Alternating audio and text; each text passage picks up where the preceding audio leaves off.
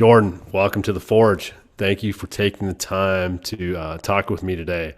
And I also want to take 1 minute to extend a warm thank you to a previous guest, adventure psychologist and friend of both of ours, Paula Reed, for getting me in touch with you.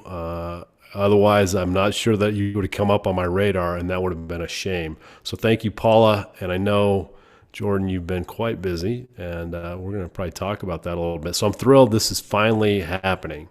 Let's just jump right into this conversation. My first question is going to be centered on this idea that your life resume, I'm going to say it's awe-inspiring. Some of the extreme adventures you've done are kind of hard to wrap my mind around. And so I think my first question to you, Jordan, and I think this is a fascinating question for anybody that has a life like yours. What fuels your fire? What is it? What is your why? What drives what looks like a what's next kind of an attitude? What gets you going to the next adventure? Well, firstly, Ron, thank you so much for inviting me on. It's a privilege and a pleasure to talk to you. And as you say, thanks to Paula Reed, the adventure psychologist, for making the kind introduction too. But it's a great starter question. It's a deep one. It's a big one as well, isn't it? What is your why? Wow.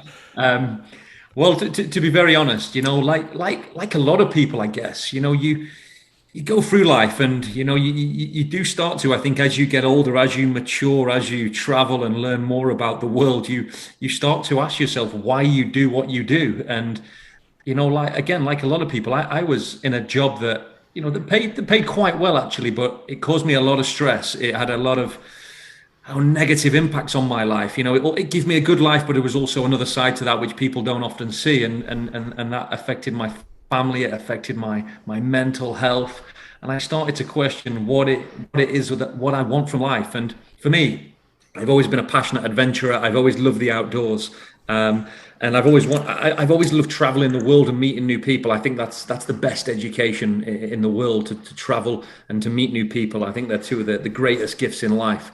And I spent a decade in the British Armed Forces, and I traveled to lots of places, some beautiful places and some hot and sandy desert places that aren't so nice. And I got to see firsthand the effects of conflict and war. And I was always able to process as a soldier, the principles of war, why we went to war, and the reasons and the logic. But what I struggled with was actually the things that I saw in these places, and the big thing that has never really left me was children. I saw a lot of children, and I saw some quite horrific things, and I was always able to process, friends and colleagues losing their lives and paying the ultimate sacrifice, but I could never comprehend the atrocities that I saw that involved children. And I made a pledge, maybe 15 years ago now, that one day I would like to go back to conflict zones and some of these crazy extreme environments, and I would like to try and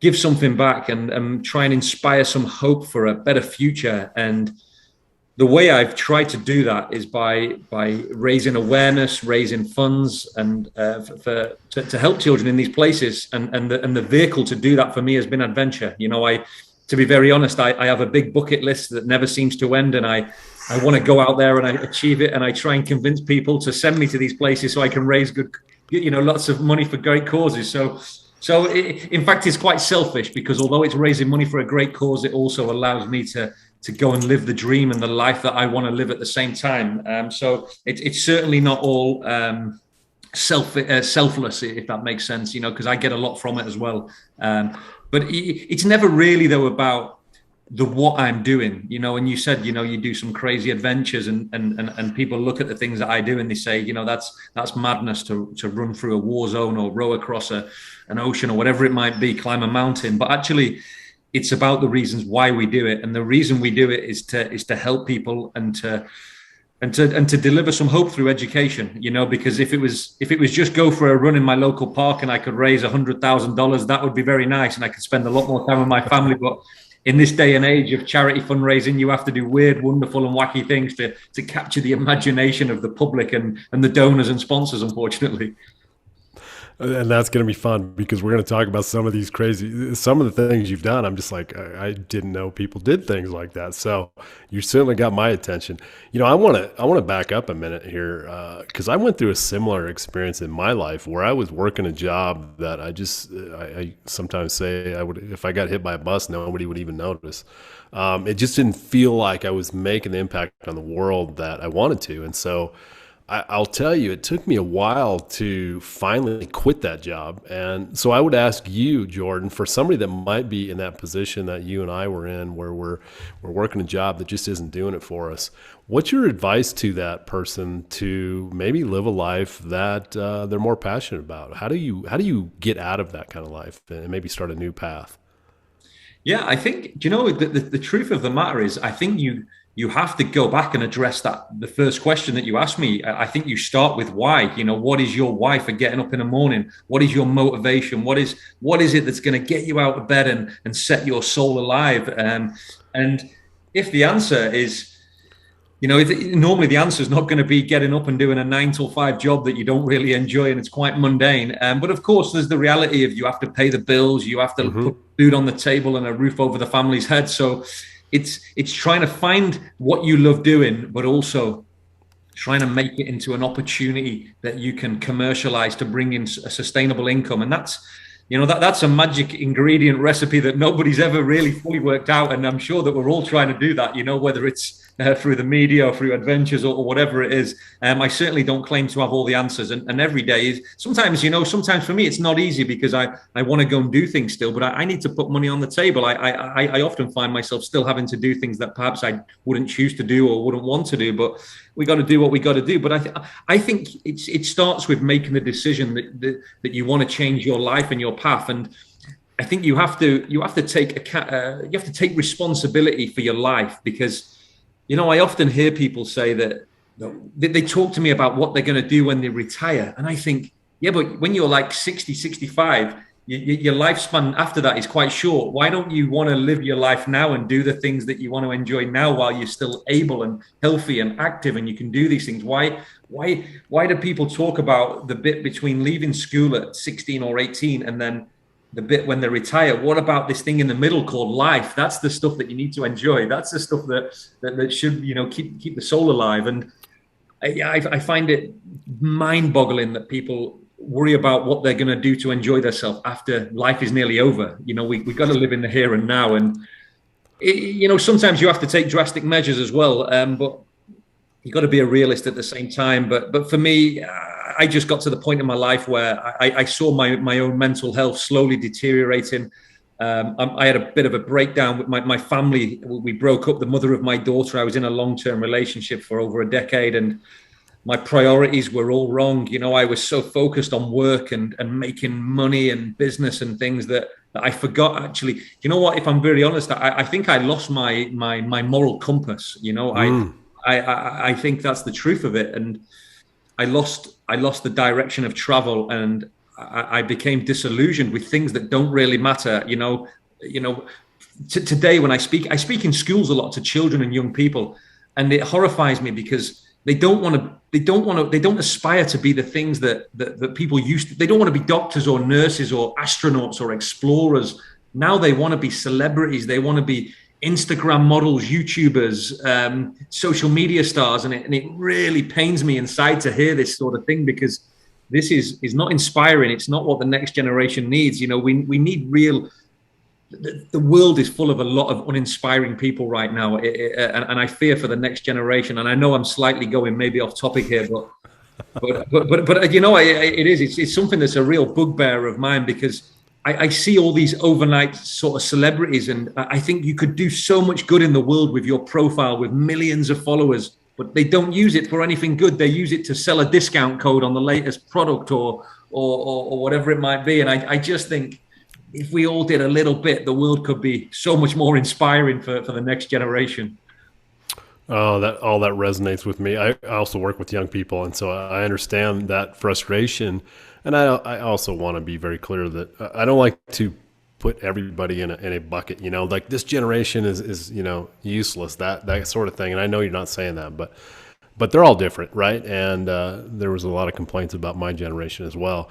One of the things that, I mean, part of the inspiration for this podcast is, I believe that we've kind of lost our way as a society around the world of, we seek out comfort and ease and we don't do hard things. It's pretty obvious that you do hard things. What is it about doing hard things that you learn about yourself? Yeah, I think it's so important to challenge yourself and to try and push the boundaries of what we perceive to be possible. Because as you go through life, actually, I think most people in the world are operating probably on like 25-30% of what they're actually capable of. I think everybody would be actually surprised with themselves if they pulled themselves out of that comfort zone and tried to just push those boundaries a little bit further. Because it's for me, it's when you go on these adventures, you learn so much, not just about yourself, but about other people. The people in your team, the people who you meet along the way. I've seen more. I've seen more acts of kindness, love, compassion, humility in some of the most challenging environments in the world than I've ever seen in my own village, in my own town. When I was in places like Iraq, Afghanistan, Somalia, Syria, Libya, I've seen more love and kindness in these places than I've ever seen in the UK. But yet, the irony of it is, if I switch on my TV here and I hear a story about any of those countries, I will only hear negative things. Mm-hmm. I will hear about bombs, about bullets, about terrorism. They don't tell you the incredible acts of humanity and kindness and love that these people share. So, for me, you learn a lot through travel in the world, not just through extreme challenges, but just by getting out there and seeing the world through your own eyes. But I think it's important, when you do have a look at the world, and if you are privileged and blessed enough to travel, you have to remember to take your shoes off before you put yourself in someone else's shoes, if that makes sense. Because we always look at the world through our own sort of prism, through our own experiences, the things that we've grown up with and we've had in our lives, when we can't always look through somebody else's eyes and see those same things, because they come from very different backgrounds. They've had a very different upbringing. And I mean, I was in the Yukon in northern Canada last year, and I met some young children who they had like what I would call a warrior spirit. They were like 8-9 years old, but they'd grown up in like -30, -40 degrees. And wow. Yeah, these kids had learned how to hunt and, the hunter-gatherer from a young age. And I just thought, I go back to my comfy home in the UK with my fire on, and I just switch the TV on, the news, and I have my central heating, and I have all these comforts, and I just go to the shop and buy some fish or food if I want it. But yet these people, they still go out and they're living, in really extreme environments. And there's a real warrior spirit that you find with these people in these extreme climates that we just don't have in our normal society, because we're wrapped in sort of cotton wool and this bit of a bubble these days. I think that, we live in a world now where even when I went to my daughter's sports day at the school, they don't even give a medal for first, second, and third. They give everybody a medal now. We've lost this element of competition. It pays to be a winner, and we should be striving to be the best that we can be in anything we do, I think. And I'm not saying it's a bad world, but I think the world is changing, and I'm not sure if it's for the better at the moment. Yeah, I struggle with this as well. This idea that we live in this modern world where we have all these comforts, these conveniences that, quite honestly, have been designed into our life to make life easier. But at the same time, we have the extreme of, people that are living like these warrior children. That's probably not realistic for most of us to go out and live that kind of life, right? So how do we, I struggle with this idea of how do I pick and choose adventures and hard things to kind of inject it into my comfortable life so that I can stay maybe a little bit sharp. Any thoughts on that? I mean, I assume you purposely seek out things like this to keep yourself, again, maybe the word is sharp. Yeah, I think it's about getting comfortable with being uncomfortable. Yeah, it's like, you don't have to go to the other side of the world to have one of these adventures. Even things like every day I take a cold shower every morning, a freezing cold shower, and it just wakens the soul. It just makes you feel more alive. It heightens the senses, and some people, me and some friends, we go wild swimming in the local river, and people think that's a bit crazy, but for me, that's just adventurous. It's just, for me, adventure is, it's not about going to the other side of the planet, to the polar regions, or to the Sahara Desert. Adventure is, it's a spirit. It's a spirit that's deep inside all of us, and it's about harnessing that spirit and bringing it to life.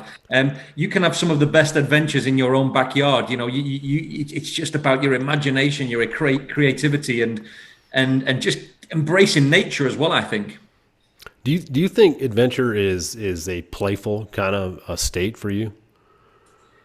Yeah, I think it's a combination of lots of states. I think adventure is one of the few things in the models in the modern world that allows me to connect with nature. It allows me to connect with the natural world, and what I found certainly over the last 4 or 5 years, since my mental health deteriorated about 5 years ago, I've really embraced adventure, probably more so, and to quite extreme levels, because I love the outdoors. I love what the outdoors gives me. That release of endorphins, the ability to travel and meet new people, and often the people that you meet on adventures are like-minded people. That they're also on their own journeys. They're people who, whether it be spiritual or physical or mental, you meet incredible people when you're on these journeys yourself. And we spend so much time these days looking at a screen, looking at a phone or on social media or sitting behind a desk, that it's just good. It's just good for you just to get out there and embrace that spirit of adventure, I think.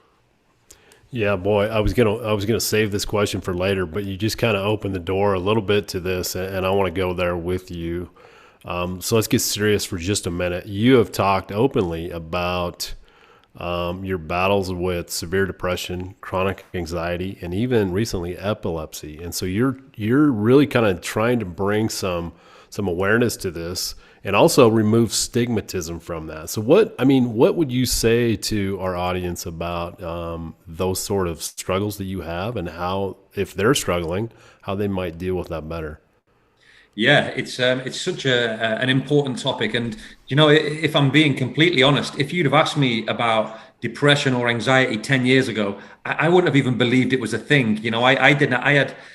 I was so naive and so probably ignorant as well to these sorts of issues that I just thought, well, they don't affect me, so I don't even understand them. They can't even be real. And then when I experienced this, it was actually as a result of the things that happened to everybody in life. It was the stress of work. It was the relationship breakdown with my partner. It was, you're not seeing my daughter as often as I would like, and just the things that sometimes these are normal things. This isn't because I was a soldier or because I served in conflict zones or because I traveled the world. This was about normal things that can happen to everyday people, no different than me. And I think the first battle is, first you have to acknowledge it. You have to take responsibility for it, because until you acknowledge that you've got a problem, you can't fix the problem.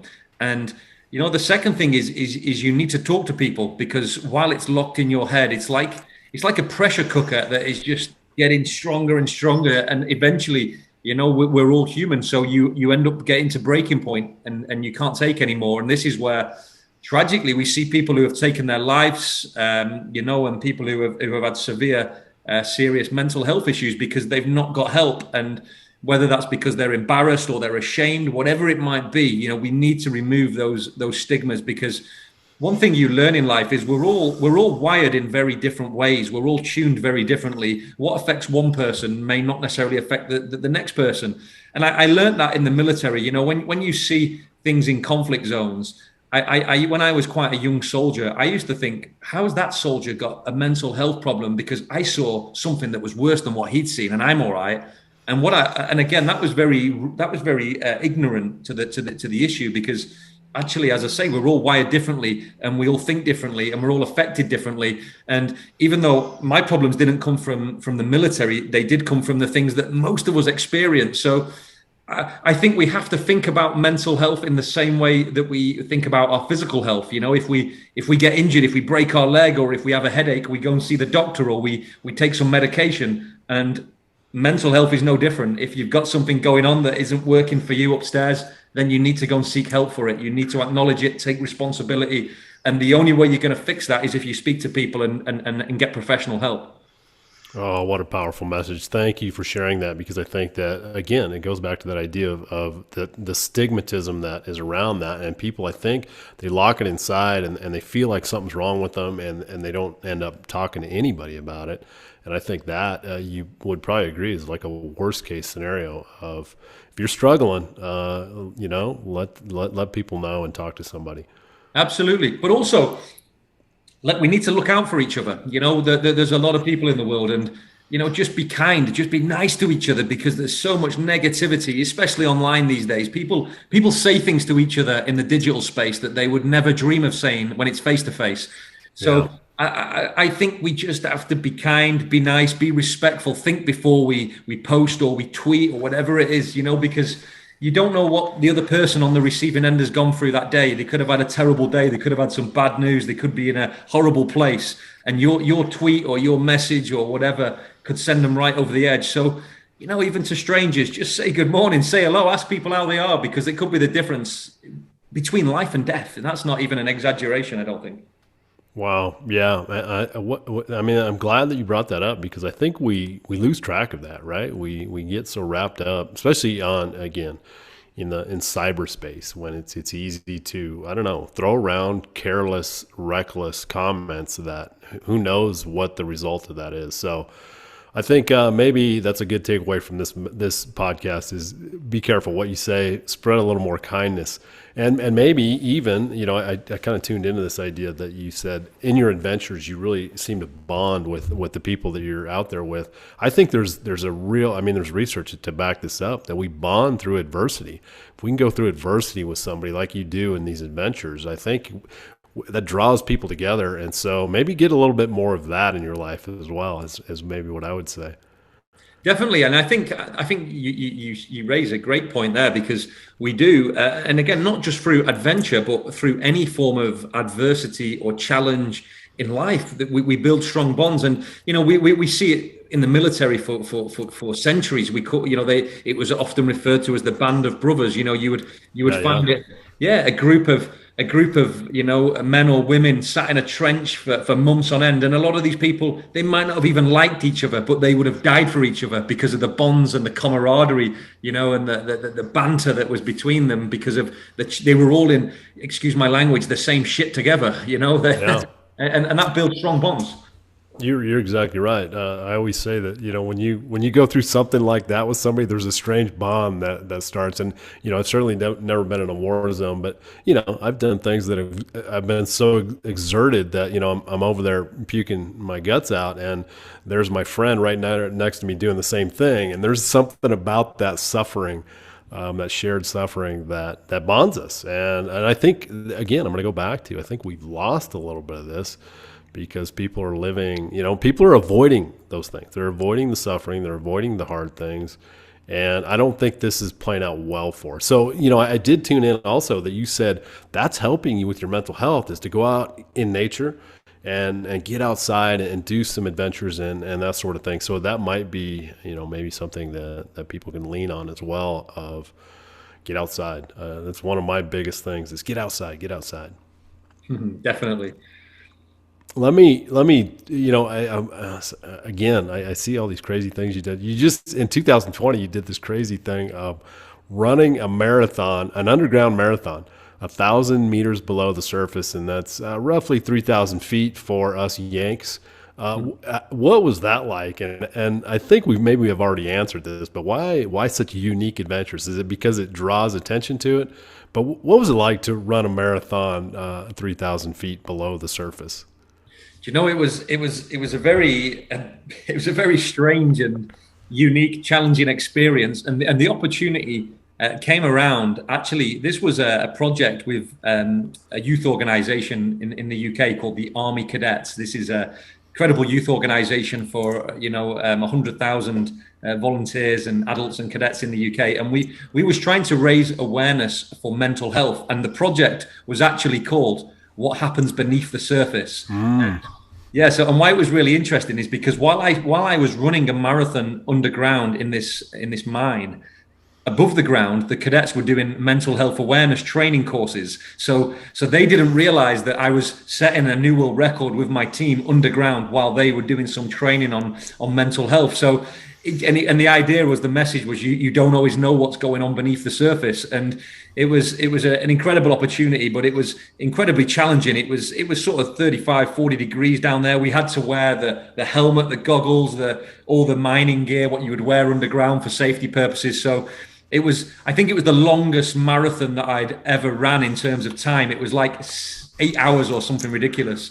But it was an amazing experience, once in a lifetime opportunity. And that's what I mean. When you're trying to raise awareness or funds for a specific cause, you have to do something, I always think, that's going to capture the imagination of the media, of the donors and the sponsors. And that one really hit the right notes for a lot of people in the UK. Do you ever feel like, I sometimes I worry about this, keep pushing, doing more wild, crazy things when I see, extreme athletes, and they're always trying to do more, right? Do you ever worry that you might go too far with some of your adventures?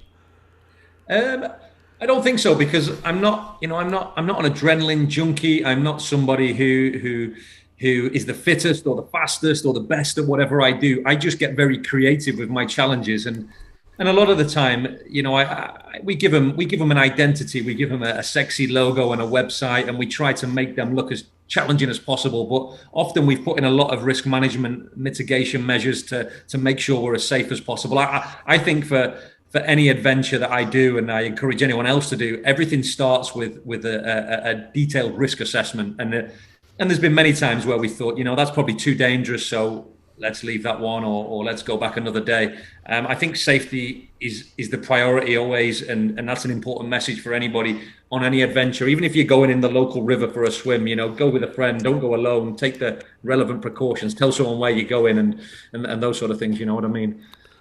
Yeah, I'll say I'm a risk taker, but I always like to say I'm not reckless. And so I think Yeah. it's just, be careful, because these adventures we can get ourselves into trouble. And so I think that's great advice.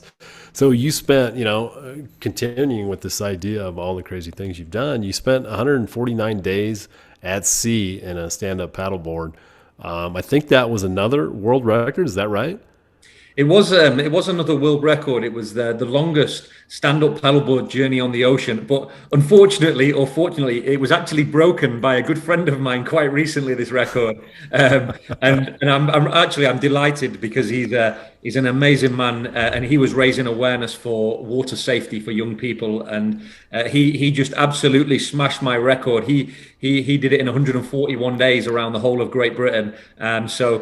And he very kindly, his name is Brendan Prince, and he just wrote the foreword to my new book, which was very kind of him. So huge respect for him. But yeah, 149 days stood on a paddleboard was probably, wow. I would definitely say that was the most challenging adventure that I'd taken on. To try and paddle around the whole of Great Britain in the winter was very, very difficult. Probably more dangerous as well than a lot of the other things that I'd done, even though it was right on our doorstep in the UK. And that led to your latest book, right? The Power of the Paddle. Is that about that journey and that adventure?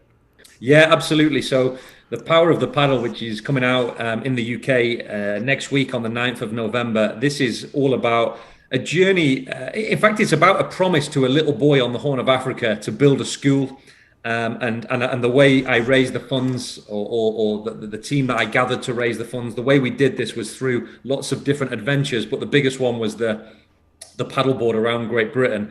And we built the school as a result of this, which is amazing, and a testament to the generosity of the great British public and other people from around the world. So, but yeah, I attempted to paddleboard around the UK, and before this interview, we talked a little bit about failure, and it was interesting because I didn't actually get to paddleboard all the way around Great Britain. I did sort of 3/4 of it because of the COVID-19 issue, and People told me, some people, not all people, some people told me it was a spectacular failure because I spent 5 months and I didn't complete it.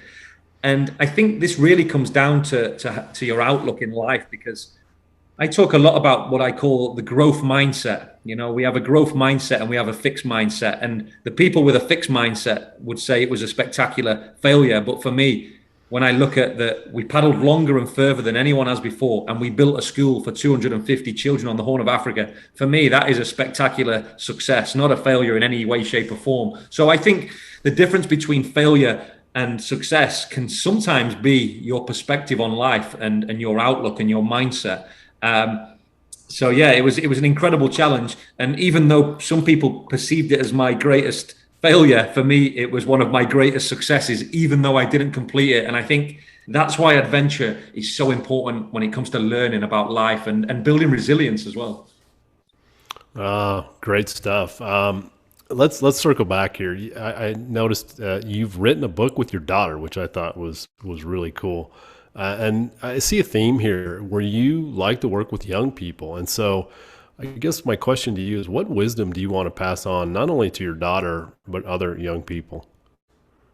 I think the most important thing is to believe. I think young people, for them to believe in themselves and to believe that anything is possible, but also to understand alongside that is things won't come easy. To be successful in whatever you want to be successful, and perhaps even more important than success, to be fulfilled, to be fulfilled in life is not an easy thing in this day and age. There will be hard work, there will be sacrifices, there will be setbacks, there will be failures, there will be days when you want to give up, but it's all those life lessons that you need to keep on believing and to get up and keep moving forward every day if you want to achieve whatever it is that you're dreaming of. And for me, the big message to young people is to dream big. The bigger the better, but be relentless in pursuit of whatever that goal is. Don't let I find that adults are the worst for detracting young people from their dreams, because there's lots of adults out there who never achieve their goals. So they spend their time convincing everybody else that they can't achieve theirs, when actually what we need positive influences. We need role models. We need people to encourage and harness young talent and get them to believe in the art of the possible. But I don't think that's cliche either. I think that if you believe something and you're prepared to make the sacrifices, every day when you get out of bed, you live and breathe that goal. I think you get there in the end, as long as you keep moving forward every day. Even if it's a slow pace, even if you're making very little progress, as long as you're moving forward and you're going in the right direction, I truly believe that you get there in the end, whatever it is that you want. Ooh, and maybe the answer is already in there, but I think what happens a lot of times is people see somebody like you and they go, "Wow, I could never be like Jordan." And so what would be your message to them? I mean, are you like some superhero Jordan that we can't aspire to be like, or is it more, would you say I'm just an average guy doing maybe extraordinary things? I mean, how would you describe that? Absolutely, the latter. I'm a very normal guy. I live a very normal life, and I have a vision, and I try my best to deliver my vision. I try to surround myself with positive people and positive influences. I try to surround myself with people who inspire me to be the best version of me. I make mistakes, I fail, I get things wrong all the time, but what I don't do is I don't dwell on them. I learn from them and keep moving forward. But I'm a very normal guy. As I said earlier, I'm not the fittest, I'm not the fastest. But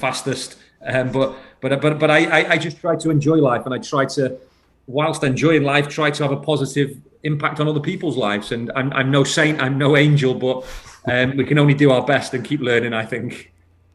That's great. That's great. It's okay. And maybe you answered this. I'm ready to go to our last signature question, but maybe you've already answered this, and I don't know if you want to add to this. But what is your greatest failure, and what did you learn from it? Yeah, it's the big F word, the big F word, failure. I've come to learn in my life that all failure means is it translates to me as an opportunity to learn and grow. That's what failure is. It's a moment in your life where you have to stop, take note, reflect, process what's happened, and then prepare to go again. And that's what it means for me. And again, if I'm completely honest, my biggest failures are perhaps not in my professional life, but in my personal life. I've made lots of mistakes. I'm not one of these people who say I've got no regrets. I live a great life. I got lots of regrets, and if I had my time again, I would do things differently. But as I said earlier, you can't dwell on the past because you can't change the past. There's no point in worrying about things that you can't change. You have to you have to focus in on controlling the controllables, the things that you can influence, the things that you can change. They're the things that you worry about because you can do something about that. But I think for me, it was probably the breakdown of my relationship with the mother of my daughter. I as I said earlier, my moral compass, my values were misaligned. I focused on on business, on money, on traveling, when actually my priority should have been my family at that time in my life, 6, 7 years ago. And I did dwell on it, and I learned the hard way. My mental health deteriorated, and I took some harsh lessons. But luckily, I had some positive people around me who brought me out of that black hole. And now I'm very actually I see my ex partner. She's happily in a relationship. She's got another child, and she's in a loving relationship. And I'm very happy for them. I consider them my friends, in fact. And it's when you learn to let go of any negativity and hatred and anger that you can then move forward and you can progress in life. So I think that was my biggest failure at that period of my life, but I'm quite proud that I fixed it. I think another aspect was when I was at school till the age of 16, I left school with no qualifications, very little. And for me, that was a complete failure. It was a catastrophe because, as I've learned later in life from traveling the world, that education is actually a privilege. It doesn't matter how good your education is. If you've got access to some form of education, you're better off than probably about 60% of the kids in the world. And so for me, then again, another big lesson. I went back to university as an adult. I had to go to school as an adult and do my bachelor's, a master's degree. And again, it was because I learned the hard way, because I failed at school. But I took stock of the lessons later in life, and I went back to fix that gap in my education and my life. So failure is always an opportunity to learn, but you have to sometimes swallow your pride. You have to sometimes accept the embarrassment or whatever it might be, and you have to be prepared to dust yourself off, stand up, and go again, and take on and keep moving forward. That's the most important thing: is you keep moving forward. Try not to dwell on the past and go backwards. And keep moving forward, but don't try to think too far forward, because that can sometimes create anxiety as well. Because you can overthink things and you can worry too much about the future. So try and be mindful. Try and live in the moment and make progress each day, I think.